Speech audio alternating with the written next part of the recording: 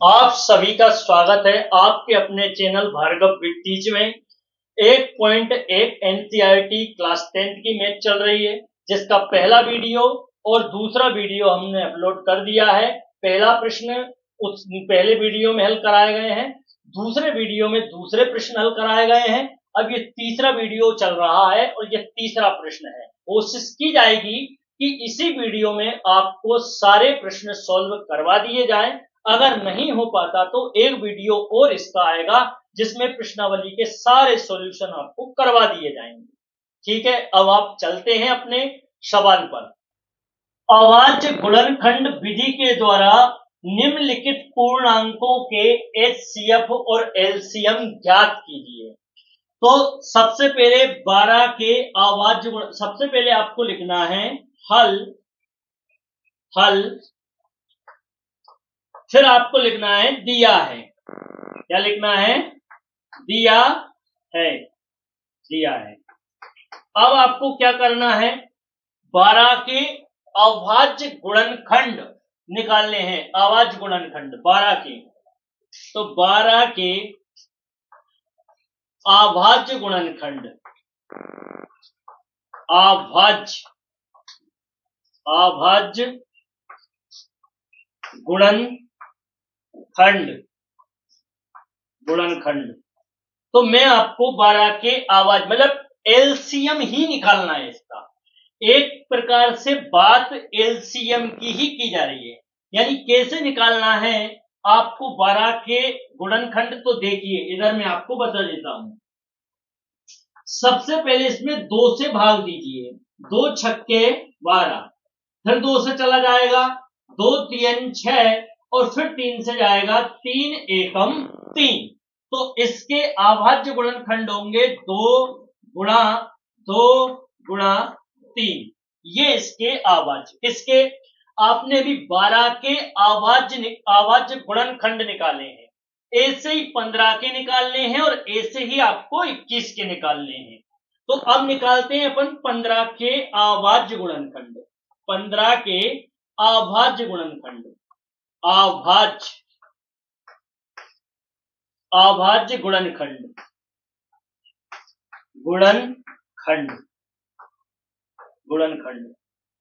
किसके निकालने हैं? 15 के। बिल्कुल ऐसे ही एलसीएम के ही तौर पर इसके निकलेंगे। तो इसमें किससे भाग जाएगा? तो इसमें जाएगा 3 से भाग। 3 5 15 और 5 एकम 5। इसके गुणनखंड क्या होंगे? 3 गुणा 5। ठीक है, ऐसे ही आपको 21 के निकालने हैं। 21 के अभाज्य गुणनखंड, 21 के अभाज्य गुणनखंड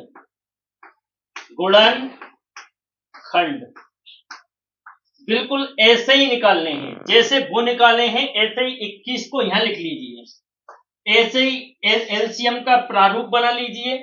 इसमें किससे भाग? 2 से नहीं जाएगा, 3 से चला जाएगा। 30 7 21, और 7 में तो 7 से ही जाता है। 7 एकम 7। तो इसका क्या आएगा? इसका आएगा 3 गुणित 7। अब उसने क्या पूछा है? उसने पूछा है कि एचसीएफ और एलसीएम ज्ञात कीजिए। तो सबसे पहले एलसीएम लिख लीजिए। एलसीएम लिख लिया। अब कैसे निकालेंगे इसका एलसीएम? जैसे देखिए, 2 यहां है, क्या इनमें है 2? नहीं है। 2 यहां है, इनमें भी 2 नहीं है। तो इन दोनों को यहां लिख लीजिए। तो गुणा 2, फिर गुणा लगा दीजिए। एलसीएम निकालना आपको बताया जा रहा है। ठीक है, जैसे देखिए, एलसीएम कैसे लिया जाता है और एचसीएफ कैसे लिया जाता है। जैसे एलसीएम में ये दो बार आ गया। ठीक है, इसके बाद गुणा लगाना।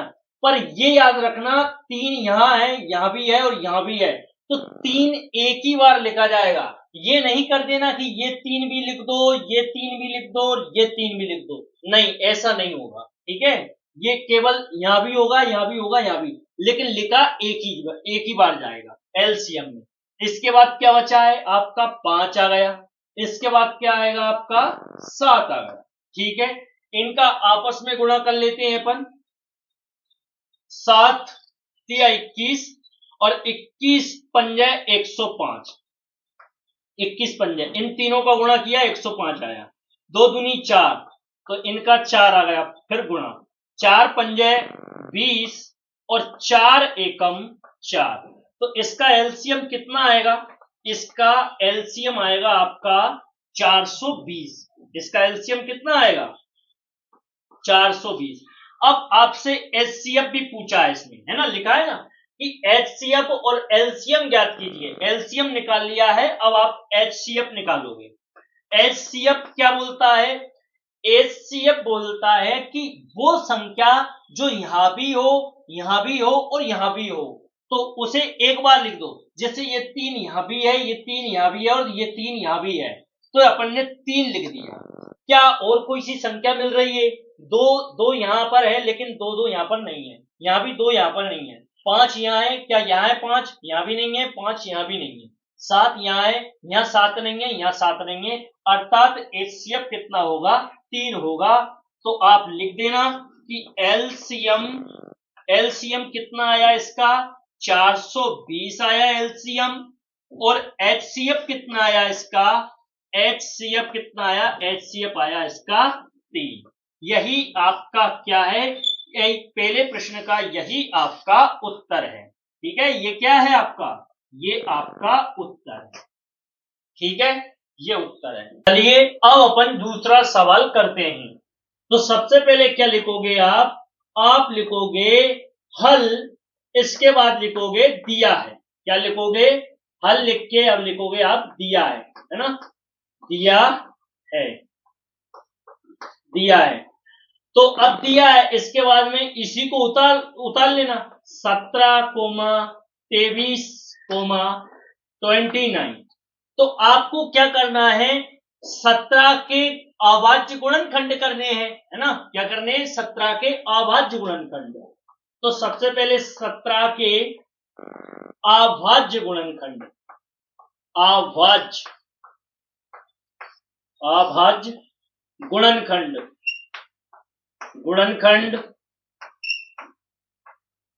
ऐसे ही आपको 23 के भी करने हैं। 23 के अभाज्य गुणनखंड, अभाज्य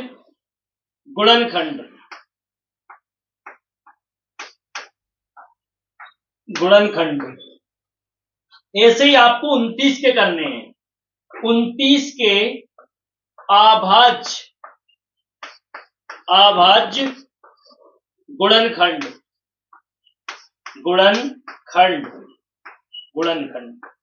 तो देखिए कैसे निकालोगे?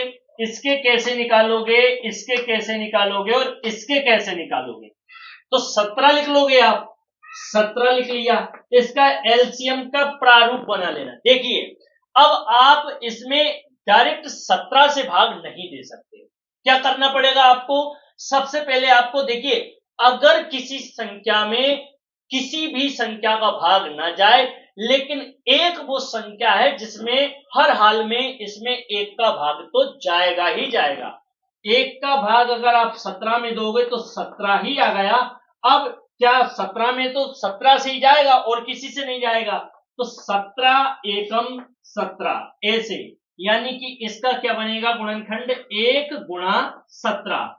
ऐसे ही इसका भी बन जाएगा 1 गुणा, इसका कैसे बन जाएगा? 1 गुणा 23। ऐसे ही इसका बन जाएगा 1 गुणा 29, 1 गुणा 29। अब आपको क्या करना है? अब इसमें भी आपको क्या एचसीएफ ज्ञात करना है, एचसीएफ ज्ञात करना है और एलसीएम ज्ञात करना है। आपको क्या करना है? एलसीएम और एचसीएफ। अब एचसीएफ का नियम ये कहता है कि वो संख्या एचसीएफ होगी जो यहां भी होगी, यहां भी होगी और यहां भी होगी। तो आप बोलोगे कि यहां एक है और एक है, मतलब तीनों में एक ही बस कॉमन है, बाकी कुछ भी कॉमन नहीं है। 17 यहां है लेकिन 17 यहां नहीं है। 23 यहां है, यहां भी नहीं है। 23 यहां भी नहीं है। 29 यहां है तो 29 यहां भी नहीं है और 29 यहां भी नहीं है। तो क्या बोलोगे आप? इसमें सिर्फ क्या चीज कॉमन है? एक कॉमन है। तो इसका एचसीएफ क्या होगा? 1 होगा। एलसीएम क्या होगा अब इसका? इसका एलसीएम होगा 17 का गुणा 1 से करोगे तो 17 ही आएगा, 17 गुणित 23 का गुणा 1 में करोगे तो 23 ही आएगा, और 29 का गुणा 1 में करोगे तो 29 ही आएगा, 29। अब इनका आपस में गुणा करना है ना। 29 का 29 से कम 29, 29 दूनी 58 और 29 87 की 7 हासिल लग गई 8। 29 से कम 29, 29 दूनी 58, 58 और 8 कितना हो गया, 58 और 8, 8 और 8 16 की 6, तो ये हो गया 667। अभी ये 17 और बचा है, अभी ये गुणा किया है आपने 23 का और 29 का, अभी ये 17 भी तो बाकी है, 17 का बीच में गुणा करना है। तो 17 का गुणा करोगे, 17 7 119, 119 की 9 हासिल लग गई 11, 17 छक्के 102, 17 छक्के 102, तो 2 और 1 3, एक का एक ही एक और एक का एक ही एक, यानी 3 हासिल लग गई 11, यानी 17 छक्के 102, 17 छक्के 102, 2 और 1 कितना हो गया 3, और 1 में 0 जोड़ी तो 1 ही आ गया और 1 का 1 ही आ गया, है ना। तो ये कितना आ गया, ये आ गया आपका 1 1 और 3, यानी 11,339। ये इसका क्या आ गया, ये इसका आ गया आपका एलसीएम, है ना। ये क्या आ गया आपका एलसीएम। तो यहां आप लिख दीजिए कि एलसीएम कितना है, 11,339। ये आपका रब कार्य है, ये आपका रब कार्य है, ठीक है, इसे रब कार्य समझना।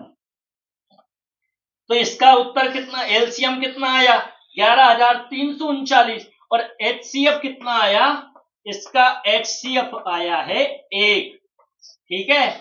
यही क्या है आपका उत्तर है, यहां आप लिख लेना उत्तर, ठीक, ये हो गया आपका उत्तर। अब अपन सवाल नंबर 3 हल करते हैं। अभी आपने दूसरा सवाल किया था, अभी अपना थर्ड सवाल है। तो इसमें सबसे पहले क्या लिखना है आपको लिखना है हल, और हल करने के बाद में लिखना है आपको दिया है ना। क्या लिखना है, दिया है, हर सवाल में ये लिख देना, पर उसमें ही लिखना जिसमें दिया हो, नहीं तो पता चले सवाल में कुछ दिया ही नहीं और फिर भी आप लिख दो दिया है, तो ऐसा नहीं करना। दिया है, देखिए आपको दिया है तभी तो आप सोल्व कर रहे हो इसे, तो आपको तभी लिखना है जब आपको दिया हो। अब पता चले कि सवाल बोल रहा है सिद्ध कीजिए और आप फिर भी लिख रहे हो दिया है, ऐसा नहीं करना, है ना। तो इसमें दिया है तो दिया है, ठीक है। अब इसी को आप उतार लीजिए, 8 9 और 25, इनके भी क्या करने हैं आपको, 8 के अभाज्य गुणनखंड, है ना। क्या लिखना है आपको, 8 के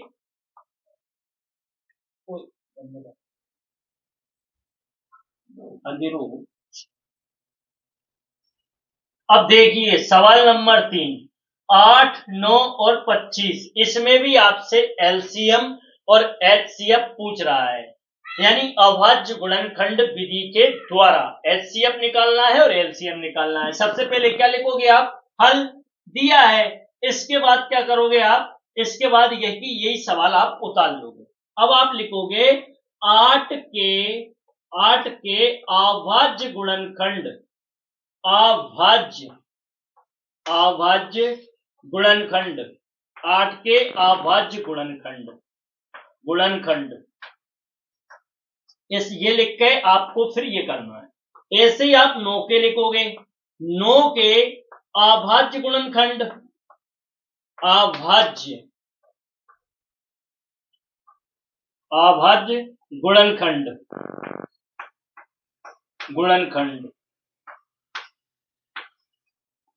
ऐसे की ऐसे ही 25 के लिखोगे, 25 के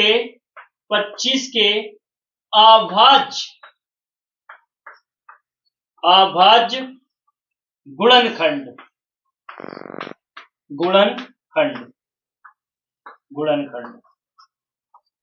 तो सबसे पहले मैं आपको 8 के गुणनखंड निकालना बताता हूं। यहां देखो 8 लिख लिया, एलसीएम का प्रारूप बना लो, सम संख्या है 2 से बिना पूछे भाग दो, है ना। 2 चौके 8, फिर 2 से फिर चला जाएगा, 2 दूनी 4, और फिर 2 से चला जाएगा कि 2 एकम 2, यानी 8 के अभाज्य गुणनखंड कितने आए?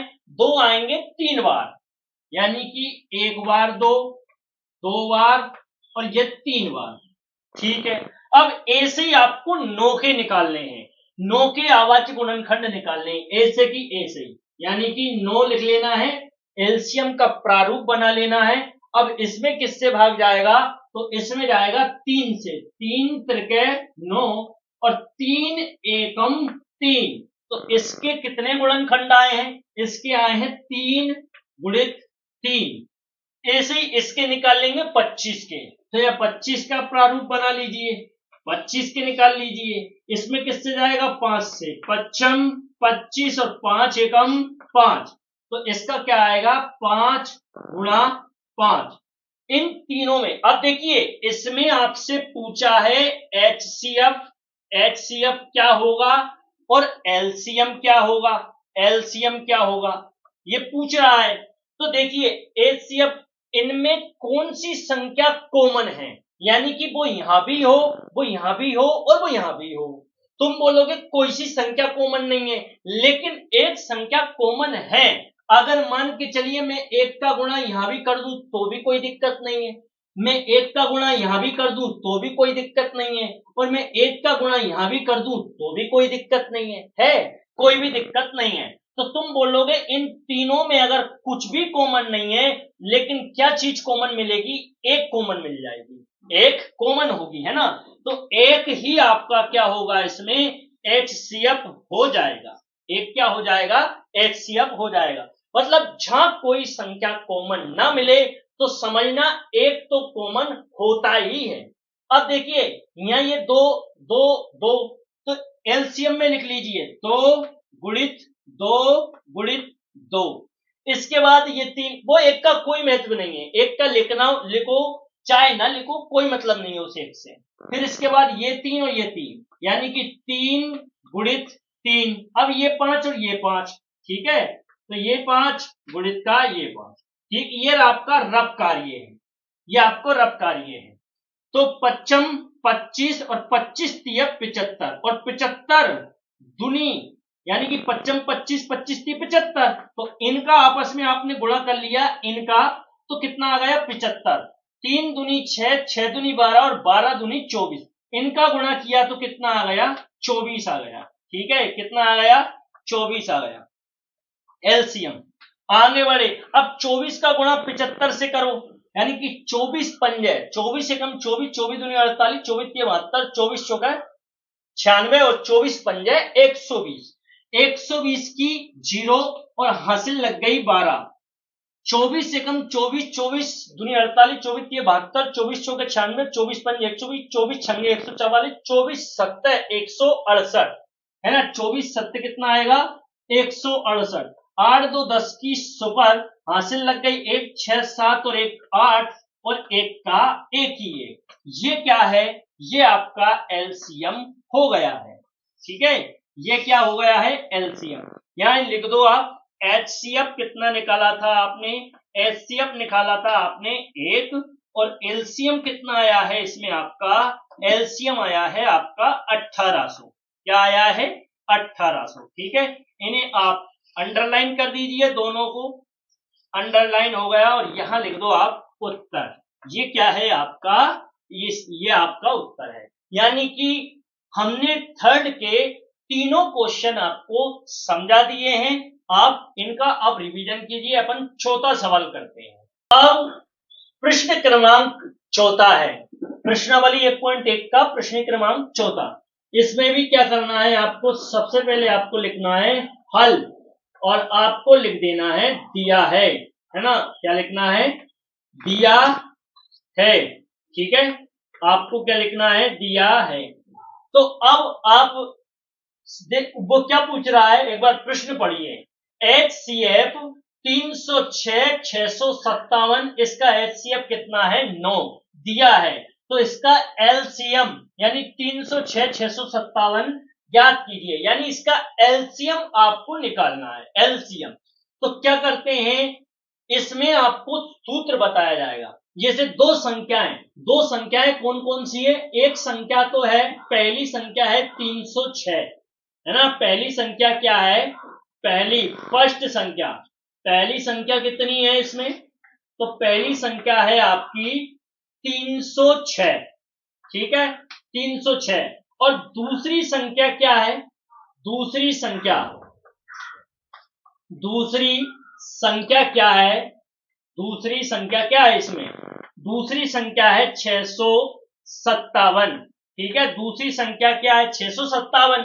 अब इसका क्या है, HCF दिया है उसने, HCF 9 दिया है, उसने लिखा है, तो आप HCF लिखोगे यहां HCF कितना है, HCF 9 है, कितना है HCF 9। LCM आपको ज्ञात करना है, LCM क्या है आपको ज्ञात करना है, ये ज्ञात का निशान है। तो एक सूत्र है, दोनों संख्याओं का गुणनफल, क्या है सूत्र, दोनों संख्याओं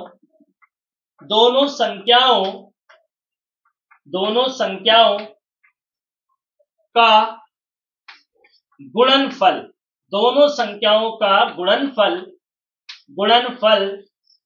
बराबर LCM गुणित HCF। तो दोनों संख्याओं का गुणनफल, यानी कि पहली संख्या क्या है 306, एक संख्या है आपकी 306, बीच में गुणा लगाना है, क्यों लिखा है ना, दोनों संख्याओं का गुणनफल, यानी 306 और 657 का गुणनफल, 657 का गुणनफल बराबर LCM कितना है ज्ञात करना है। अब तुम्हें ज्ञात करना है तो मान लेना, माना LCM x है, ये आप लिख लेना, यहां लिख लेना आप, माना LCM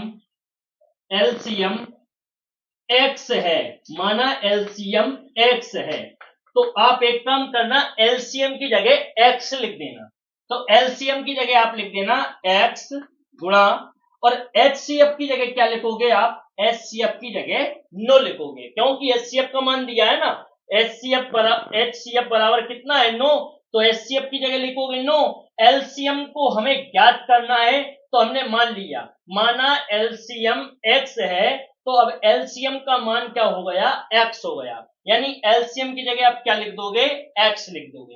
अब आप जानते हो, मैंने आपको बताया 306 ऐसा ही रहा, 306 गुणा 657 बराबर 9 का गुणा x से। अब देखिए x से नहीं होगा 9 का गुणा, इसके साथ संख्या कुछ नहीं है, क्या है 1 है, 9 का गुणा 1 से हुआ तो 9 एकम 9, और 1 के साथ x है तो इसके साथ क्या आ गया x। अब मैंने आपको बताया था कि चर और अचर पद हमेशा किस में होते हैं, गुणा में होते हैं, तो ये दोनों काय में है, गुणा में है, तो ये 9 कहां चला जाएगा, बटे में चला जाएगा, है ना। 9 कहां चला जाएगा, 9 आपका बटे में आ जाएगा, इसके बटे में, है ना, ये 9। x से नहीं बोलना, क्योंकि x का तो आप मान निकाल रहे हो, x का पूछा गया ना, माना LCM x है, हम x का मान निकाल लेंगे तो हमें समझ में जाएगा कि ये LCM है, ठीक है। तो आप 9 इसके बटे में लाओगे, 306 गुणा 657, ये 9 गुणा में था तो कहां आ गया, बटे में आ गया, और बराबर में क्या x रहा, यानी 9 से भाग दोगे इसमें, 9 3 27, कितना बच गया 3, 9 चौके 36, यानी 657 गुणा करके कितना 34 है, तो 34 बराबर में कितना है x, तो x। अब इनका आप यहां रब कार्य कर लो, आप यहां रब कार्य कर लेना, 657 का गुणा कर लेना 34 से, 657 गुणा 34, तो ये 34 आ गया, 4 7 28, 28 की 8 हासिल 2, 4 5 20, 20 2 22, 22 के 2 हासिल 2, 4 6 24, 24 और 2 कितना हो गया 26, है ना, कितना हो गया 26, गुणा लगा दिया, 30 7 21 की 1 हासिल लग गई 2, 3 5 15 16 17, 17 की 7 हासिल लग गई 1, 3 6 18, 18 और 1 19, यानी 8 का 8 ही 8 आ गया, 2 और 1 3 आ गया, 6 और 6 12 13 की 3 आ गया, हासिल 1, 9 10 12 की 2, हासिल 1 और 1 और 1 कितना आ गया 2, यानी इसका मान कितना आया 22,338, यानी 22,338, 22,338 बराबर x। अब यही आपका क्या है, यही आपका एलसीएम है, क्योंकि आपने एलसीएम क्या माना है x, और x का मान कितना आया है 22,338, तो यही क्या है आपका, यही क्या है आपका एलसीएम है। यहां लिख देना आप उत्तर, ठीक है, यहां क्या लिख देना उत्तर, ये आपका रफ कार्य है। आज के लिए इतना ही, जल्द ही मिलते हैं अगले वीडियो में, तब तक आप इनका रिवीजन कीजिए, ठीक है। चैनल को सब्सक्राइब कीजिए, ज्यादा से ज्यादा शेयर कीजिए, वीडियो को लाइक कीजिए, ठीक है। आप सभी का देखने के लिए धन्यवाद। Thanks for watching.